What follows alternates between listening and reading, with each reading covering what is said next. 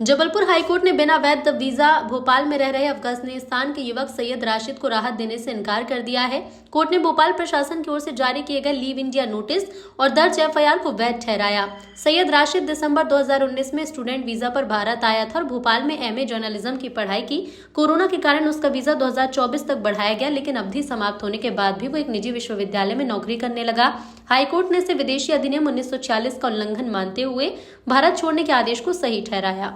ये राशिद करके अफगानिस्तान का नागरिक था जो कि दिसंबर 2019 में भारत आया था स्टूडेंट वीज़ा पे। 2022 में इसका कोर्स कंप्लीट हो गया। उसके बाद भी ये भोपाल में यूनिवर्सिटी में जॉब करता रहा, जो कि इसने स्टूडेंट वीज़ा के प्रावधानों का उल्लंघन किया।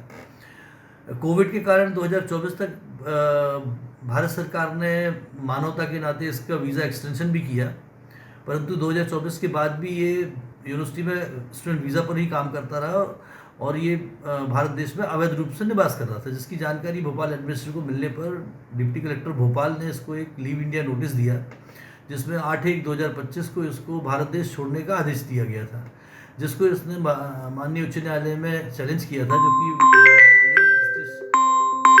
ऑनरेबल जस्टिस विशाल मिश्रा साहब की कोर्ट में मैटर गया था, जिसमें इसके द्वारा बताया गया था कि इसको जान का खतरा है और ये यूएनसीआर के थ्रू जो है वो शरणार्थी घोषित किया गया है, इसलिए भारत देश में अवैध रूप से नहीं निवास कर रहा है।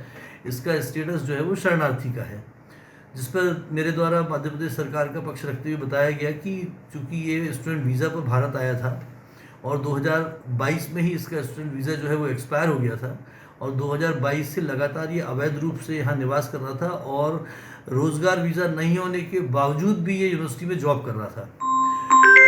बतौर पे इसके खिलाफ में 2025 में एक एफआईआर भी रजिस्टर की गई थी, जिसमें ये जुडिशियल कस्टडी में गया, जिसकी जमानत होने के उपरांत भी इसको लीव इंडिया नोटिस दिया गया, परंतु इसने तब भी भारत देश नहीं छोड़ा था। तो कोर्ट ने मानते हुए कि ये भारत देश में अवैध तरीके से निवास कर रहा है और इसके पास में स्टूडेंट वीज़ा है, जिसके प्रावधानों का इसने उल्लंघन किया है और यूएनसीआर के द्वारा इसको शरणार्थी घोषित किए जाने के बाद भी यदि इसके पास वैलिड वीज़ा नहीं है तो ये भारत देश में अवैध रूप से निवास कर रहा है।